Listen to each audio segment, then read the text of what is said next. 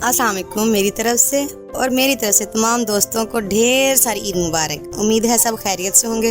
आज का मेहंदी का डिज़ाइन नहायत ही आसान और सादा है, जो कि मैंने ईद के हिसाब से बनाया है। तो फिर एक बार फिर से मेरी तरफ से ईद मुबारक, और हमारे चैनल को इसी तरह सपोर्ट करते रहें। शुक्रिया। अल्लाह हाफिज़।